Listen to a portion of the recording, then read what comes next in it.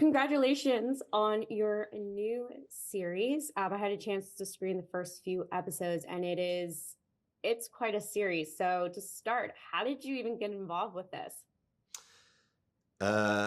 Like every actor, you get an email in your inbox saying that this project is getting put together, and I saw that Taron was attached and Dennis Lehane was running the show and had written it.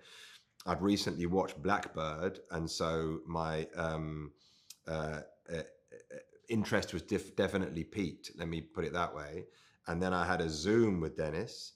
I read the first couple of episodes. He then told me an outline of how the series would go, and I was in.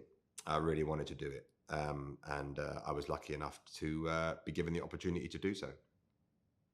And your character, Stephen, is a very, I would say, kind of a very complicated character because he's someone who believes all of his actions are right at the end of the day, even though they're not.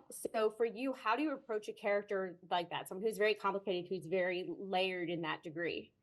I think that in life, most people think that they're good people. Even people who, from the outside, do terrible things, people can justify their own shit because narratives are extremely important. And we all have narratives that justify what we do and what we don't do. And other people disagree, and other people might argue at the idea of objective truth. Who knows? It's a story for another time. But he believes he's doing the right thing. He believes he's a good guy. He believes that him and Michelle should be together. He believes that their love is true and honest and beautiful and real and should be explored. Now, some of the means that he goes, some of the means that he employs to make that happen are definitely questionable. But me, as the actor, cannot judge Stephen. Me, as the actor, has to believe that Stephen thinks that he's doing the right thing. So, it's kind of a cliche, but you can't judge your characters. You got to believe that they're good people. And you find, as you said, as an actor, do you find that sometimes difficult to not judge them? No, you mustn't. It's a cardinal rule, really. Because the moment that you start judging them, you're outside of the character and you're making comments on them. And it's not up to the performer to make comments on the character that you're playing. That's a dangerous road to go down, which makes the performances ultimately phony, I think. So it's one's duty to be as true as you possibly can, to get inside the skin of a different person as much as you possibly can. And so in order to do that, you can't judge them. You leave that up to the audience to do that.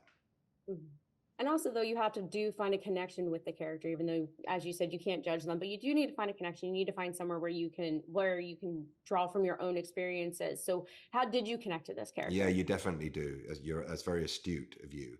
You every facet of a character comes from some corner of your own character. Now, again, one likes to think of themselves as a good person who's able to not do bad things. But, sometimes you have bad thoughts.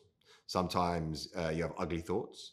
And sometimes you have things about yourself that you might not necessarily like, but you're able to control and you're able to be a good member of society. So to mine one's own character for its dark corners is part of what the acting process is about, I think.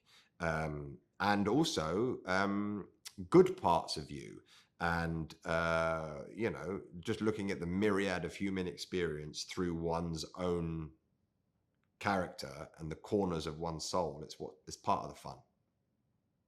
Well, thank you so much for speaking with me today. And congratulations once again on your series. And I'm so excited for people to see it. Thank you so much for your time too. Thank you.